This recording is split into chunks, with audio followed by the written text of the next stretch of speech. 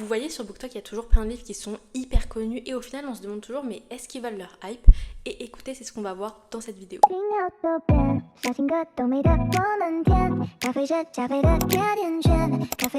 Hello guys, j'espère que vous allez bien et écoutez, on se retrouve aujourd'hui pour une nouvelle vidéo et comme vous l'avez compris, aujourd'hui on va se demander si certains de ces livres qui sont hyper hype sur BookTok, dont on entend énormément parler, bah en fait est-ce qu'ils valent leur hype tout simplement? On va lire 3 livres différents dans cette vidéo et des livres qui sont quand même très hype, dont un qui est je pense le livre qui représente BookTok littéralement et je ne l'avais toujours pas lu. On va tout de suite commencer par le premier livre et je pense que vous connaissez Done and Dusted, c'est quand même un livre qui est hyper connu. Bon, lui je l'ai déjà lu donc on va pas le lire dans cette vidéo évidemment, mais du coup on va lire le tome 2 qui est Swift and Saddled. C'est ça, Swift and Saddle. Bon, après, il est hyper connu sur le BookTok US, c'est juste que il vient à peine d'être traduit en français, donc pour le moment, il n'a pas encore sa hype sur le BookTok français puisqu'il vient juste d'être traduit, mais il est hyper hype sur le BookTok US. Donc écoutez, moi je vous avoue, j'ai pas spécialement énormément d'attentes. J'ai bien aimé Done and Dusted, le tome 1. Je l'avais noté 3,75, voilà, j'avais passé un bon moment, mais c'était pas non plus la lecture de fou, vous voyez, mais j'avais franchement passé un bon moment. Donc là, j'ai pas spécialement énormément d'attentes. Je vais attendre de voir. Moi, celui qui me tente le plus, c'est le tome 3. Vraiment, le tome 3, il me donne trop envie, j'ai trop hâte de le lire. Lui, je sais pas, j'ai hâte de voir, mais j'ai pas spécialement d'attente. Guys, je reviens vous faire une update du coup pour Swift and Saddled, que j'ai pas mal avancé. Comme vous savez, j'ai lu le tome 1, que j'ai noté 3,75, qui est une bonne note pour moi. J'ai passé un bon moment et du coup, je m'étais dit, bon, bah, ce tome 2, il va être, ça va être un 4, je pense, ça va être un petit peu plus parce que j'ai vu pas mal de bons avis. Mais je sais pas, je m'étais dit, bon, à voir, ça va être une bonne lecture, mais vous voyez, je suis pas non plus. Voilà, j'avais hâte de voir, mais je sais pas. Et là, hier, j'ai pas réussi à m'arrêter, j'en suis à la moitié là je crois déjà. J'en suis à la page 193 donc je suis pratiquement à la moitié puisque ça fait 400 pages. Bon on va dire que je suis à la moitié puisque bon pour 10 pages on va dire que je suis quand même à la moitié. Regardez-moi tous ces post-it. Alors je sais que pour certains sur TikTok quand il y a que ça de post-it c'est pas beaucoup et voilà. Mais pour moi ça c'est beaucoup de post-it. Et là il y avait trop de trucs où je voulais mettre des post-it. Dès le premier chapitre j'ai accroché. Et les pages défilent toutes seules. C'est hyper fluide, tu finis un chapitre, t'as envie d'enchaîner sur l'autre. C'est pour le moment trop bien. Mais vraiment trop bien. Pour le moment, je suis fan. En fait, je vais vous expliquer un petit peu l'histoire parce que c'est un peu spécial, on va dire. En fait, elle, si vous voulez, alors j'ai pas trop compris parce qu'ils disent qu'elle est pas architecte, mais elle fait des trucs d'architecte. Donc je sais pas comment on peut qualifier. Elle vient pas du tout de la ville, alors je galère à la prononcer, mais Meadowlark. Je sais pas comment ça se prononce, mais elle vient pas du tout de ce petit village. Et en gros, elle a été choisie pour rénover une maison. Et du coup, vous voyez, elle se rend dans cette petite ville, puisqu'en fait, le lendemain, elle doit commencer le chantier. Et elle doit rencontrer les personnes qui sont propriétaires de la maison. Vous voyez ce que je veux dire? Et de la personne qui veut faire les rénovations, en fait. Et du coup, quand elle arrive dans le petit village, elle cherche un endroit pour aller manger. Et elle se retrouve du coup dans un petit bar, le Devil's Boot, je crois que c'est ça le nom. On avait suivi du coup dans le premier tome, puisque le protagoniste, enfin le love interest du tome 1, c'est le propriétaire du bar. Du coup, bref, elle arrive et tout, bon, c'est pas trop un endroit pour manger, vous voyez, et elle tombe sur un mec, un cow-boy, vous voyez. Et le feeling il passe grave bien et tout, du coup il se passe un petit truc entre eux, vous voyez. Et ensuite elle part. Et le lendemain elle arrive sur le lieu du chantier, elle se retrouve nez à nez avec lui, le cow-boy. Le cow-boy de hier soir. Voilà. Du coup, c'est un peu particulier, ils sont un peu en mode ok. Et bon, c'est noté dans le résumé, du coup, je savais que c'était ça qui allait se passer. Quand j'ai lu le résumé, je me suis dit, bon, je sais pas si ça va spécialement trop me plaire, puisque moi, j'aime pas en fait quand dès le début, il y a un truc d'attirance mutuelle. Moi, j'aime bien quand ça se fait petit à petit, vous voyez. Mais là, écoutez les gars, c'est trop bien géré. C'est-à-dire qu'en fait, il y a une attirance entre eux. Oui, elles se ressentent dès le début, ils sont attirés l'un par l'autre. Mais en fait, l'autrice, elle le fait trop bien. Je sais pas comment vous expliquer. Là, on sent, oui, ils sont attirés l'un par l'autre, mais ils apprennent à se connaître petit à petit, ils se dévoilent petit à petit. Et franchement, là, j'ai lu la moitié et je suis déjà conquise par les deux protagonistes.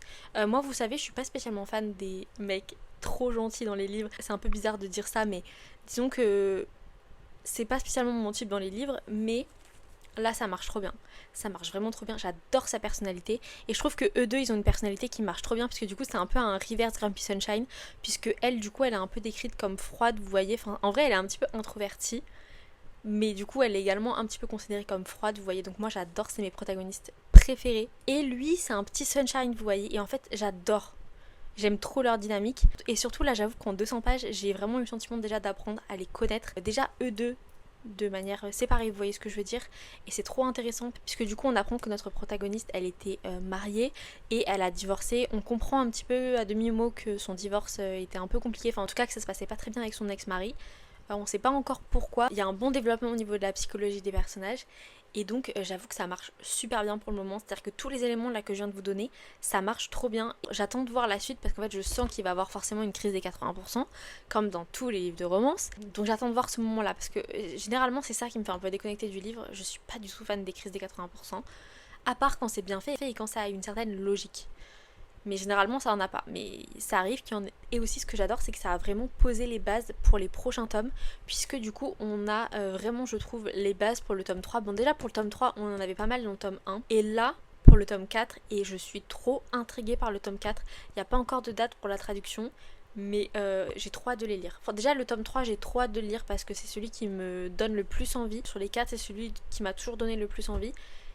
Mais là, le 4, je suis trop hypée. Elle gère trop bien, l'autrice, le fait de nous teaser les prochains tomes. Je sais pas comment expliquer. Alors en vérité, je vais pas vous mentir, vu comment j'ai lu hier, je pense que je peux le terminer ce soir. Parce qu'en fait, hier, je n'étais pas sur mon téléphone.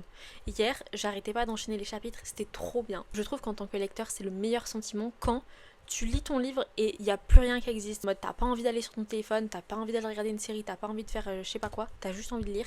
Et c'est ce que ça m'a donné comme vibe hier, donc j'ai trop hâte de continuer. Bon, guys, on se retrouve du coup le lendemain et j'ai terminé Swift and Saddle.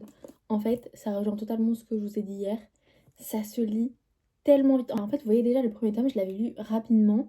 Mais alors, le deuxième tome, c'était tellement bien. En fait, les pages s'enchaînaient tellement facilement. Et en fait, j'ai tellement accroché aux personnages et à leur histoire que du coup, j'étais trop impliquée dans cette histoire. Et j'ai vraiment trop aimé. Voilà, au niveau de la note, je vous le dis, on est sur un 4,5. Et c'est un 4,5 vraiment bien donné, bien mérité. Parce que j'ai passé un trop bon moment. Le premier tome, j'avais noté 3,75. J'avais bien aimé, vous voyez, mais je pense que j'avais un petit peu trop comparé au Chestnut Springs. Puisqu'en fait, c'était la seule fois où je lisais des romances cowboy hors Chestnut Springs. Et du coup, je pense que j'ai un peu trop comparé. En fait, il n'y a pas de comparaison à faire. Vous voyez, c'est deux sagas différentes. Mais dans ce tome-là, j'étais totalement dans la vibe autre saga. Et j'étais vraiment dans découvrir quelque chose d'autre. Et peut-être que c'est ça qui a fait mon impression au final. Parce que là, j'ai réellement réussi à dissocier, vous voyez, et à vraiment le voir comme une saga. Et d'ailleurs, je trouve que ce tome 2, il pose vraiment la saga en général, vous voyez. Et j'ai tellement hâte de lire les tomes 3 et 4. Le tome 3, il va être traduit, je crois que c'est en novembre, si je me trompe pas. Début novembre, je crois. Puis le premier tome, il me tente trop. Mais j'ai également trop hâte de lire le tome 4, puisqu'il a été teasé un petit peu dans ce tome. Et je suis trop intriguée, donc voilà, je veux trop lire les tomes 3 et 4. Et vraiment, cette saga, j'aime trop. Au niveau de la relation des protagonistes, en fait, c'était tellement fluide. Dans certains livres de romance, en fait, je sais pas comment expliquer, mais on sent que il y a une trame et que les personnages, vous voyez, ils doivent aller d'un point A à un point B et voilà, ils doivent faire ceci, cela, nanana. Et c'est comme ça que se construit la relation, vous voyez. Et des fois, t'as l'impression que c'est un petit peu moins fluide. Alors que là, c'était super fluide. En fait, l'histoire, elle était hyper crédible. Je sais pas, ça s'enchaînait, mais d'une manière hyper fluide. Voilà, je sais pas comment l'expliquer autrement. Mais du coup, c'était hyper plaisant. Et en fait, tu terminais un chapitre et naturellement, tu avais envie de continuer sur le suivant, puisqu'en fait, c'était hyper fluide, pardon, je me répète. Mais voilà, je sais pas trop comment vous expliquer cette idée autrement. Vraiment, j'ai adoré au niveau des personnages. Ils avaient une psychologie qui était tous les deux hyper intéressante. Parfois, on peut avoir le sentiment qu'il y a un personnage où la psychologie est plus développée que l'autre. Là, c'est pas le cas. Les deux personnages ont une psychologie vraiment intéressante. Trop accroché aux deux personnages et à leur personnalité, à leur manière de voir les choses. Enfin, vraiment, j'ai trop aimé et je trouve que ça a matché hyper bien tous les deux. Pareil, au niveau des traumas des personnages et de leur histoire, c'était bien expliqué, on comprenait bien le pourquoi du comment, enfin, notamment la protagoniste principale, puisque comme je vous l'ai dit, elle était mariée et elle a divorcé. Et je m'attendais à ce que ça prenne une plus grande place et au final, ça n'a pas pris une tant grande place que ça a pris la place en fait que ça méritait entre guillemets, c'est-à-dire pas tellement non plus, mais assez pour qu'on comprenne un petit peu ce qui arrive à la protagoniste et pourquoi elle est à ce moment-là en fait dans sa vie. Je sais pas si c'est très compréhensible ce que je raconte, mais c'était bien dosé et il n'y en avait pas trop. Moi je m'attendais à ce que vraiment on ait des dramas avec son ex-mari et tout. Non. Je trouve que c'était bien fait de la part de l'autrice puisque ça a permis vraiment de se concentrer sur eux deux et pas sur un drama, vous voyez ce que je veux dire. Et j'ai vraiment aimé comment elle a géré la fin. Je vais pas trop parler du coup de la crise des 80% puisque ça c'est un truc qui est un peu dans tous les livres de romance. Là j'ai pas eu le sentiment que c'était vraiment une crise des 80% comme on peut le voir dans les autres livres. Il y a un petit moment de... Je sais même pas comment qualifier, mais c'est pas vraiment une crise des 80% et c'était hyper logique par rapport au personnage et la résolution était hyper logique également et j'ai adoré parce qu'en fait on part sur une vibe un peu relation interdite puisque du coup ben ils travaillent ensemble et du coup lui c'est son patron en soi et du coup quand on a un peu ce résumé là on peut se dire bon bah ça va être hyper axé relation impossible en mode oh ils se sont attirés l'un par l'autre mais c'est pas possible nan. Au final j'ai pas eu tant ce sentiment que là, je trouve que la vraie problématique elle était plus au niveau de leur rapport au niveau de leurs sentiments, je sais pas comment expliquer, puisque la protagoniste, c'est vrai qu'elle essayait de se protéger un maximum, et je trouve que c'était un petit peu plus là où était l'interdit. Je sais pas vraiment interdit le terme, mais le blocage plutôt. Et c'était vraiment bien géré. Du coup, je suis trop contente d'avoir découvert cette petite saga. Ça me donne encore plus envie de tenter d'autres romances cowboy tout simplement, puisque j'adore. Et bon, j'ai un petit peu oublié en fait le principe de cette vidéo, puisqu'en fait, on est censé lire des livres hypés du BookTok et se demander s'ils valent leur hype. Et écoutez, bah du coup, pour ce livre, c'est réussi. Il vaut totalement sa hype. Alors c'est vrai qu'il est plus connu sur le BookTok US que sur le BookTok français, puisqu'il vient juste d'être traduit. Donc voilà, il n'a pas encore eu le temps de faire sa place sur le BookTok français, mais sur le BookTok US, c'est un livre qui est très connue. Notamment la saga, elle est hyper connue. Et bon, vous commencez à me connaître, moi j'ai vraiment des goûts du BookTok US. Donc quand c'est hype sur le BookTok US, généralement ça m'intrigue un petit peu. Donc voilà, écoutez, pour le premier livre, pour moi, il mérite sa hype. C'est totalement réussi. Il mérite sa hype. Donc voilà. Écoutez, maintenant on va passer du coup à notre prochaine lecture. Et alors là les gars, je pense qu'on peut pas faire plus hype que ce livre. C'est le livre le plus hype de... enfin le plus connu de tous les livres de ma palle. Et oui, je ne l'ai toujours pas lu. Et écoutez, ben ça va être chose faite. Icebreaker. Et j'ai vraiment l'impression que tous les lecteurs de romance ont déjà lu ce livre. Moi, c'est pas le cas, je l'ai pas encore lu. En fait, j'ai entendu tellement d'avis négatifs sur ce livre que j'avoue, en fait, il était dans ma palle et j'arrêtais pas de me dire, bah vas-y, je vais pas le lire et tout. Et je me dis, en fait, c'est un peu bête d'avoir ce genre de réflexion-là, puisqu'en fait, c'est pas parce qu'un livre est critiqué qu'il est mauvais. Vous voyez? Par exemple, là, j'ai lu Light Lark il y a pas longtemps. Le livre, il est hyper critiqué. Et au final, je l'ai lu, j'ai trop aimé. Alors oui, c'est pas le livre le plus incroyable en mode avec un worldbuilding de dingue, une histoire totalement nouvelle, enfin c'est très très classique. C'est vraiment une romantésie basique, vous voyez, mais je trouve que ça marche bien. Et du coup, bah, si on s'arrête sur la hype et les avis négatifs, bah, en fait on peut passer à côté de belles découvertes. Donc écoutez, ça va être le moment de voir un petit peu bah, ce que j'en pense. Et du coup, bah, j'ai commencé Icebreaker. Je voudrais vous faire des updates. Honnêtement, ce livre dort depuis plus d'un an, vraiment ça fait je pense 1 an et demi qu'il dort dans ma palle. J'ai pas spécialement envie de le lire, je vais être honnête avec vous, j'ai pas spécialement envie de le lire, mais je l'ai pioché, enfin je l'ai tiré au sort dans une vidéo. Et au moins déjà ça me fait enlever un livre de ma palle, et surtout enlever un livre qui est là depuis plus d'un an. Parce qu'en fait comme vous savez j'essaye de lire les livres qui sont là depuis plus de 6 mois, parce que j'aimerais bien ne pas avoir de livres qui sont là depuis plus de 6 mois dans ma palle. Pour le moment c'est un peu complexe, mais du coup c'est cool, ça m'en ferait enlever un. Franchement je m'attends pas à grand chose, j'ai pas spécialement d'attente, mais peut-être que je vais être surprise. Ou peut-être que je vais pas aimer, j'en sais rien, on va voir. Et Bon, guys, on se retrouve quelques jours plus tard et écoutez, j'ai avancé sur Icebreaker. J'avoue que je savais pas trop quoi vous dire, donc j'ai attendu un petit peu avant d'avoir matière à venir vous faire une update. Bah, j'en suis ici, j'en suis à la page 256. Je crois que je suis à peu près à 60% du livre. Écoutez, j'ai des choses à dire, mais je sais pas vraiment si j'ai un avis pour le moment, c'est trop bizarre. Alors, je vais pas vous mentir que je pense que le lire bien après la hype, entre guillemets, et surtout bien après en fait tout le monde, en fait, j'ai l'impression de déjà connaître le livre. J'ai l'impression qu'il n'y a aucune surprise puisque je connais déjà pas mal d'éléments. Du coup, je sais pas. J'ai l'impression que j'ai pas vraiment un avis du coup puisque j'ai trop l'impression de déjà savoir ce qui se passe. C'est un peu perturbant, mais j'ai quand même des choses à dire sur cette lecture, vous voyez. Alors déjà, je sais que tout le monde parle des scènes de smut dans ce livre. Effectivement, il y en a pas mal. Franchement, là, je suis à 60%, on en a déjà eu pas mal, notamment la scène du Uber. Mais en fait, je la connaissais déjà. Donc, je veux dire, j'étais même pas choquée ou quoi parce qu'en fait, je savais déjà qu'il allait avoir cette scène. Donc oui, effectivement, il y a beaucoup de scènes de smut. Alors après, j'avoue que même si oui, il y a pas mal de scènes de smut, je trouve qu'on parle pas assez des autres sujets parce que on parle tout le temps des scènes de smut et pas assez des autres sujets, dont notamment les TCA qui ont quand même une place assez importante dans ce livre. On comprend peu à peu qu'elle a des TCA, puis ensuite on a un petit peu plus de révélations. Et en plus on a tout cet aspect, vous voyez, vraiment hyper manipulateur de la part d'Aaron, qui d'ailleurs est un personnage hyper saoulant. Il est très saoulant dès qu'il est dans une scène, ça m'énerve. Donc j'ai hâte de continuer le livre et j'espère que vraiment elle va lui dire ses 4 vérités. à la fin du livre à un moment donné parce qu'en fait faut le remettre à sa place ce Aaron, vraiment je peux pas me le voir. Sinon écoutez, j'aime beaucoup Nathan, je trouve que c'est vraiment un green flag pour le coup. Il est trop chou avec Anastasia, leur relation elle est... En fait au début elle était vraiment basée sur les scènes de Smut, vous voyez, donc j'avais pas spécialement d'avis, mais vu ce qui s'est passé à peu près à la moitié du livre, je sais pas comment le dire pour pas spoil. Mais bref, ceux qui ont lu le livre, je pense que vous voyez ce que je veux dire. Il y a un truc qui se passe à la moitié du livre qui fait qu'ils sont obligés de passer au stade un peu d'amis. J'aime bien parce que je trouve que du coup, il y a plus d'aspects, ils apprennent plus à se connaître. Enfin, vraiment, c'est bien. J'aime bien. Après, je vais pas vous dire que je passe non plus un moment incroyable en mode c'est une lecture de fou.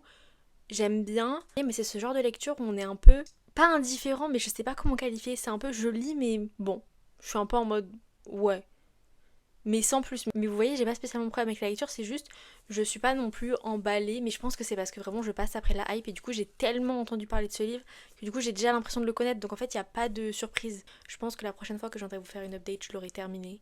Parce qu'en fait j'ai pas tellement de choses à dire sur ce livre. Bon guys, on se retrouve du coup quelques jours plus tard ou le lendemain, je sais plus quand est-ce que je vous ai parlé pour la dernière fois. Mais en tout cas j'ai enfin terminé Icebreaker. Alors on va évidemment parler du sujet principal de cette vidéo, c'est est-ce que ce livre qui est hyper populaire, qui est hyper hype tout simplement sur BookTok, est-ce qu'il vaut sa hype? Alors je trouve que c'est toujours un peu complexe de parler de livres un peu comme ça, hype, je sais pas, parce qu'en fait ça dépend à quel moment t'arrives de la hype. Parce que vous voyez, moi par exemple j'ai lu Twisted Love.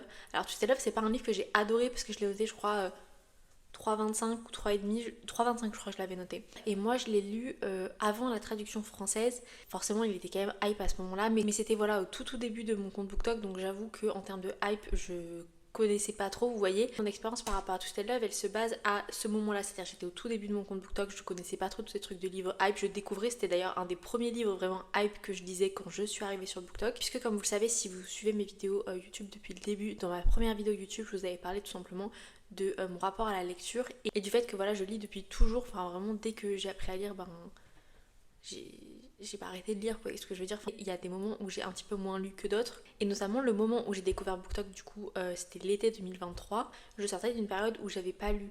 Je pense que ça faisait un an et demi que j'avais pas lu de manière assidue. Je lisais de temps en temps, mais j'étais pas. Enfin, je terminais un livre, mais j'en commençais pas un autre. Vous voyez, il y avait du temps entre mes lectures, du coup. J'étais pas dans une grosse période de lecture. Je suis un petit peu en train de partir en n'importe quoi parce que je sais même plus pourquoi j'étais en train de vous dire ça. Oui, ok, je sais pourquoi je suis en train de vous dire ça. Moi, mon avis par rapport à tout à l'heure, il est vachement ancré dans cette période, vous voyez. Et donc, j'arrive à comprendre que des personnes aient vraiment adoré ce livre parce que s'ils ont lu Icebreaker au moment un peu pareil que pour moi pour Twisted Love, alors même si je vous dis Twisted Love, j'ai noté je crois 3,25, ça n'a pas été une lecture de fou, mais je compare parce que j'ai des livres qui sont voilà souvent comparés pour le coup. Mais j'arrive à comprendre. Et j'avoue que du coup c'est un peu complexe de pouvoir dire est-ce qu'il mérite sa hype parce que j'arrive à comprendre pourquoi est-ce que des personnes l'ont apprécié. Moi j'avoue, j'ai été un peu déconnectée de ma lecture. C'est pas une mauvaise lecture, je vais pas vous dire que j'ai passé un mauvais moment. C'est juste que c'est ce genre de lecture où j'étais un petit peu déconnectée, j'ai pas réussi vraiment à connecter avec l'histoire, à connecter avec les personnages. Ce qui est un peu dommage parce qu'en vérité je trouve qu'on parle beaucoup des scènes de Smut à juste titre. Il y en a beaucoup. D'ailleurs je m'attendais à ce qu'il y en ait beaucoup moins parce qu'en fait vous voyez quand je compare par exemple justement à Twisted Love qui est généralement comparé à Icebreaker, je trouve qu'il y a moins de scènes de Smut dans Twisted Love que dans Icebreaker. Enfin pour moi il peut être beaucoup plus comparé à Twisted Hate par exemple où il y a beaucoup plus de scènes de Smut. C'est vrai que je m'attendais pas à ce qu'il y en ait autant, je savais qu'il allait en avoir beaucoup mais je m'attendais pas à ce qu'il y en ait autant. Maintenant je trouve qu'on parle tellement des scènes de Smut qu'on oublie de parler des autres sujets de ce livre qui sont quand même assez importants. On parle notamment de TCA, on parle de manipulateur puisque vraiment Aaron c'est le manipulateur de base en fait. Bref, je vais pas rentrer dans le sujet, mais il m'a vraiment énervé, il m'a saoulé comme pas possible pendant cette lecture. Vers la fin, j'en pouvais plus, franchement, il était insupportable. Bref, je vais pas rentrer dans les détails, je vous laisserai découvrir. Enfin, je dis je vous laisserai découvrir, je pense que tout le monde a déjà lu Icebreaker, je suis vraiment la dernière personne. Donc je pense que personne ne va découvrir Icebreaker grâce à ma vidéo, je pense que vous l'avez déjà tous lu, je suis un petit peu en retard, vous voyez, mais c'est pas grave. Sinon, j'ai adoré la relation, je pourrais pas dire que c'était très mignon, parce que comme je dis, il y a beaucoup de scènes de smut, donc on a... Disons qu'au début c'était pas spécialement mignon, puis petit à petit on voit leur relation qui se développe, etc. Et ça a commencé à être un petit peu plus mignon. Mais voilà, après malheureusement j'ai eu vraiment le sentiment d'être déconnectée je sais pas, j'arrivais pas à connecter avec la lecture. Du coup, je vous avoue qu'en termes de notes, je sais pas, on est peut-être sur un 3 étoiles, peut-être sur un 3,25. Encore une fois, c'est pas le livre qui est mauvais ou quoi que ce soit. 3 étoiles pour moi, c'est pas une mauvaise note. On va tout de suite enchaîner sur notre prochaine lecture et du coup la dernière lecture, je pense, de cette vidéo. Puisqu'en fait, je vous avoue que cette vidéo, elle est tournée sur plusieurs semaines. Je filme plusieurs vidéos en même temps en ce moment. Et du coup, j'ai l'impression de tourner cette vidéo depuis une éternité. On va tout de suite enchaîner sur notre prochaine lecture et c'est Happy Place d'Emily Henry. J'ai reçu la version poche puisque là, il est sorti du coup en version poche. D'ailleurs, je vais enlever le petit sticker, le phénomène TikTok. Du coup, je vais enfin lire Happy Place. Faut savoir que j'ai lu pratiquement tous les livres d'Emily Henry. Il me reste juste sa dernière sortie là qui était en mai, si je me trompe pas. Il me reste du coup Happy Place puisque j'ai lu Beach Read, j'ai lu People Who Meet on Vacation, j'ai lu Book Lovers, Funny Story. Et du coup, il nous reste Happy Place. C'est un des livres d'Emily Henry les plus connus. J'ai beaucoup de copines qui l'ont lu, qui l'ont adoré. Donc, écoutez, j'ai hâte. C'est vraiment un livre hyper hype du BookTok. Alors, guys, pour ce livre, j'ai énormément d'attentes. Puisque, bon, vous le savez, j'adore Emily Henry. J'adore sa plume. J'adore en fait le fait qu'elle mêle romance et en même temps un aspect un petit peu plus psychologique. Enfin, il y a une dimension vraiment psychologique. Ces personnages sont super bien travaillés. Et il y a toujours quelque chose en plus que la romance. Donc, j'ai hâte de lire. Apparemment, vraiment, c'est un livre qui est assez... Voilà, je pense que je vais pleurer. J'attendais vraiment ce livre avec impatience. Et pour tout vous dire, à la base, on était censé le lire dans la vidéo 100% lecture d'été. Mais il n'était pas encore arrivé. Voilà, je l'avais pas reçu. Je l'ai reçu d'ailleurs quelques jours après. Donc j'étais vraiment dégoûtée. Mais c'est pas grave. On va quand même le lire là maintenant. Donc écoutez, on se retrouve du coup, je pense, demain. Parce que je pense vraiment le commencer ce soir. Là, j'ai trop envie de savoir, je veux trop lire. Bon guys, on se retrouve 2 jours plus tard et du coup j'ai bien avancé sur Happy Place, j'en suis à la moitié. Alors je vous avoue que là en termes de vidéo, je viens d'éternuer, c'est pour ça qu'on a l'impression que mes yeux viennent de pleurer, vous inquiétez pas, c'est juste que je viens d'éternuer. Vraiment à l'instant, juste avant de filmer. Du coup j'en suis vraiment à la moitié, je suis à la page 209, il y a à peu près 430 pages je crois, donc je suis vraiment à peu près à la moitié.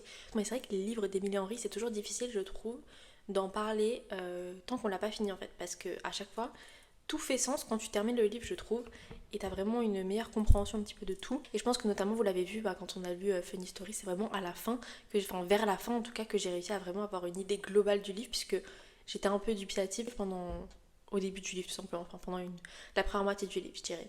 Là, j'avoue que c'est un petit peu plus simple en termes d'impression, puisque je suis totalement dedans, j'accroche. Alors, je peux pas vous dire que j'aime autant que People Who Meet on Vacation, parce que People Who Meet on Vacation, vraiment, j'ai tellement accroché à ce livre. Je sais que c'est vraiment un unpopular opinion au niveau des livres d'Emily Henry, mais moi j'ai trop accroché avec ce livre. Mais je pense que ce livre, il y a moyen qu'il soit juste derrière lui parce que vraiment j'adore. Pour le moment, je vous avoue que comme je suis qu'à la moitié, en fait on sait pas pourquoi est-ce qu'ils se sont séparés. Et ça, c'est un truc qui m'énerve. C'est à chaque fois, dans tous les livres pareil. C'était pareil dans Rewind It Back, vous savez, le 5e tome de la saga Windy City. Quand il y a une séparation et que c'est une trop seconde chance, j'ai trop du mal, tant qu'on ne sait pas, pourquoi. En fait, j'ai besoin de savoir pourquoi pour pouvoir me positionner. Parce que là, pour l'instant, ils me font trop de peine tous les deux, mais je sais pas pourquoi. Mais ils me font trop de peine tous les deux parce qu'en fait, ça se voit tellement qu'ils sont faits l'un pour l'autre, en fait. Et c'est vraiment d'autant plus perturbant parce qu'en fait, déjà en tant que lecteur, ça se voit qu'ils sont faits l'un pour l'autre. Enfin, vraiment, j'ai lu que la moitié, je peux déjà vous dire qu'ils sont faits l'un pour l'autre. Parce qu'en fait, on a des chapitres du présent, donc au présent où ils font...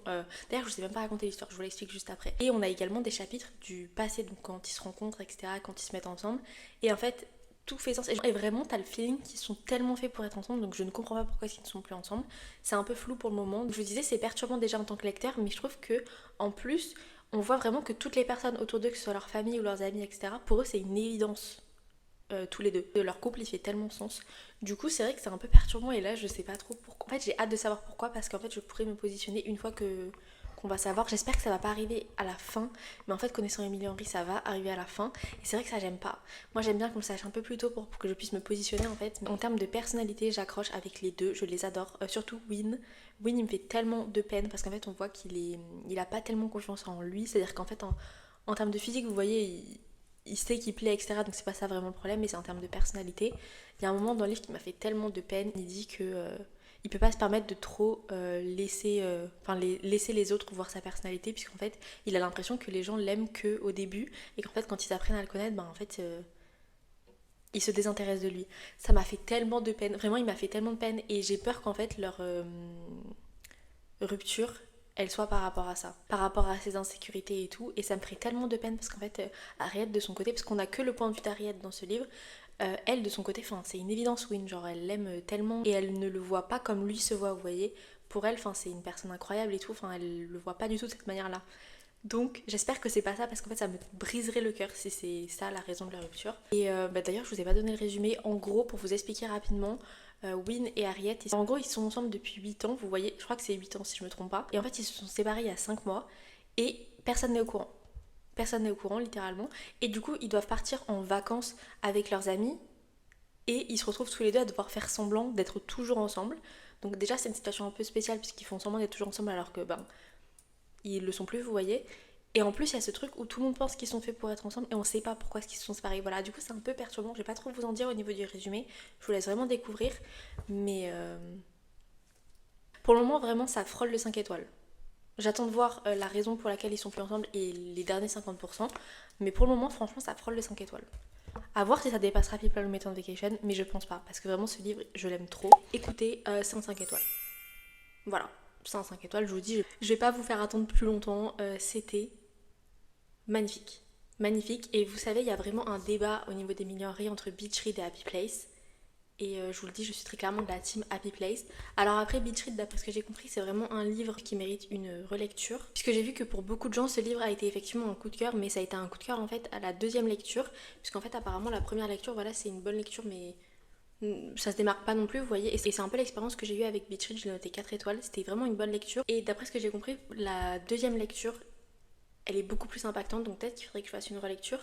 Mais en tout cas, quand on parle de première lecture, première approche, c'est pour le coup Happy Place. Et pour répondre à la question, puisque je crois que je l'avais dit dans cette vidéo, mais mon préféré d'Emily Henry, c'est People Who Met on Vacation. Je sais que c'est un peu un unpopular opinion, puisque comme je vous dis, la question elle se pose souvent entre ces deux-là. Et celui-ci, c'est pas spécialement un chouchou pour beaucoup de gens. Mais moi, ce livre, je l'adore, vraiment, j'ai tellement connecté avec ce livre. Et tous les deux, c'est des 5 étoiles, mais People Who Met on Vacation reste quand même en première position, puisque vraiment ce livre, il est incroyable. En plus, il y a le film qui sort là bientôt, il a été annoncé en janvier 2026. J'ai tellement hâte, mais vraiment, j'ai tellement hâte. Bref, j'ai parlé des autres livres d'Emily Henry, mais là, on va du coup parler de Happy Place. Bon, alors évidemment, j'ai pleuré, hein, c'était sûr. Ce livre, vraiment, il est... En fait, c'est un peu comme tous les livres d'Emily Henry, vous voyez, il y a cet aspect, oui, il y a la romance, mais il y a aussi quelque chose d'autre autour. Et cette chose autre autour, c'était difficile en fait, parce qu'on parle vraiment d'un groupe d'amis voilà, qui se sont connus quand ils étaient à la fac, et on est des années plus tard. Et le groupe commence un peu à se séparer, entre guillemets, même si c'est pas vraiment séparé, mais il commence à... Comment dire quand il s'éloigne, voilà. Voilà, j'avais du mal à trouver le mot, mais il commence un petit peu à s'éloigner. Et c'est complexe au niveau de la romance vraiment. Je pense que c'est une de mes romances préférées. Bon, ma préférée ça reste quand même Poppy et Alex. Je sais qu'il y a plein de gens qui disent que Poppy et Alex ils peuvent se séparer après le livre. Je ne suis absolument pas d'accord. Pour moi ils sont vraiment faits pour être ensemble. Mais c'est vraiment un couple extraverti et introverti. Voilà, faut comprendre la vibe je pense. Ça a une certaine vibe mais il marche trop bien. Bref, encore une fois on n'est pas sur ce sujet là mais sur leur sujet à eux. Et Harriet et Win, comme je vous avais dit normalement dans ma dernière update, ils sont vraiment faits pour être ensemble, ça se ressent. Ce que j'ai vraiment apprécié c'est que comparé à d'autres tropes seconde chance où parfois on peut vraiment avoir, vous voyez, un événement déclencheur qui fait que ça s'arrête. Là, c'est pas vraiment un événement déclencheur. Et c'est ça que j'ai aimé parce que c'était hyper réaliste. Je vais rien vous dire sur le pourquoi du comment, mais c'était extrêmement réaliste. Les 100 dernières pages, elles étaient dures à lire parce qu'en fait, vraiment, t'as l'impression que les personnages... En fait, c'est quelque chose qui peut arriver à n'importe qui, vous voyez. C'est pas spécifique ce livre. Et en fait, que ce soit la romance ou, comme je vous dis, l'histoire par rapport au groupe d'amis, en fait c'est quelque chose qui est hyper réaliste et qui peut arriver à un peu n'importe qui. Et du coup j'avoue que c'est assez difficile à lire, mais difficile dans le sens où ça te fait poser des questions. Vraiment j'arrive pas à comprendre pourquoi ce livre divise autant. En fait il y a autant de très très très bons avis comme des très mauvais sur ce livre. Moi franchement j'ai énormément relate à la fois à Harriet et à la fois à Win. Vous voyez par exemple dans People Who Met on Vacation, moi c'est vraiment Alex. Forcément c'est le mec introverti donc... on est semblables, vous voyez. Là, j'avoue que dans ce livre, j'ai tellement relate à son personnage, alors que là, c'était vraiment un mix des deux. En fait, il y a quelques aspects de leur personnalité à tous les deux qui m'ont fait penser à moi et du coup, forcément, j'ai relate. Donc voilà, guys, écoutez, on a lu 3 livres hyper connus du BookTok et du coup, je vous ai un petit peu donné mon avis. Comme vous l'avez compris, pour le premier, Swift and Saddle, du coup, ça a été un 4,5. Pour moi, il mérite vraiment sa hype. Ensuite, on a Icebreaker, ça a été un 3 étoiles. Je crois que je me suis mis d'accord sur un 3 étoiles. Est-ce qu'il mérite sa hype en vrai comme je vous ai expliqué? Je crois que d'ailleurs le passage où je m'explique était assez long, mais je sais pas en fait. Je trouve ça vraiment dur de dire que non il mérite pas sa hype, mais en même temps je peux pas dire que oui il mérite sa hype, donc c'est un peu en entre deux, je dirais peut-être, ça dépend un petit peu de ce que vous attendez. Et ensuite Happy Place, c'est ce qui mérite sa hype évidemment. Donc écoutez guys, on a eu vraiment de très très bonnes lectures dans cette vidéo. Franchement j'aurais plutôt dû sélectionner ces livres dans la vidéo. Est-ce que je peux trouver des 5 étoiles, puisque j'avais pas trouvé de 5 étoiles si vous vous souvenez. D'ailleurs je vous ai pas dit, mais ici j'ai un bouton de moustique, je me suis fait piquer par des moustiques partout. Donc là j'ai un bouton de moustique. Voilà, je vous le dis parce que j'ai l'impression qu'on voit que ça. Mais bon, écoutez guys, c'était vraiment une trop bonne vidéo. J'aimerais bien juste prendre 2 petites minutes juste pour vous dire un énorme merci pour vos commentaires sous ma dernière vidéo, du coup la vidéo de dimanche. J'ai pas trop rentré dans les détails parce que j'ai pas trop envie d'en parler encore une fois, on en a déjà parlé dans la dernière vidéo. Mais voilà, j'étais pas très bien suite à un commentaire qui était pas très gentil. Et du coup, je vous en ai parlé dans la dernière vidéo parce que j'étais pas très bien et j'avais pas envie de laisser ça comme ça. Je voulais pas que vous me sentiez un peu bizarre et voilà. Sans explication quoi. Et vous avez été mais tellement adorable, mais vraiment tellement adorable dans les commentaires, donc vraiment un énorme merci à vous, parce que vraiment ça m'a tellement reboosté, ça m'a tellement redonné envie, ça m'a tellement remotivé à filmer et tout, donc vraiment merci beaucoup. Voilà, je vais pas trop m'étendre encore sur le sujet parce que je pense que la vidéo est déjà assez longue comme ça, mais voilà, vraiment un énorme merci. Vous êtes des amours, merci beaucoup. Voilà, bon écoutez, on va terminer cette vidéo là parce que comme je vous dis, je pense que la vidéo est déjà assez longue. Donc écoutez, vous commencez à connaître la chanson, mais on se retrouve du coup sur les autres réseaux. On a TikTok, je publie une vidéo par jour. On a Instagram, je publie 1 à 2 revues par semaine. J'essaye de faire 2, mais des fois peut-être qu'on est à 1. Voilà, ça dépend des semaines, mais généralement on est quand même sur 2 revues par semaine. Sinon vous avez mes stories et le canal où je vous parle pas mal. Et voilà, écoutez, sinon on se retrouve tous les dimanches à 17h sur cette chaîne. Voilà. 小情歌都美得多难填，咖啡是加菲的甜甜圈，咖啡喝惯了换了你选。蓝色的天，对青色多印颗心照片，要平和我们才最亮眼，绚烂的银河为你装点。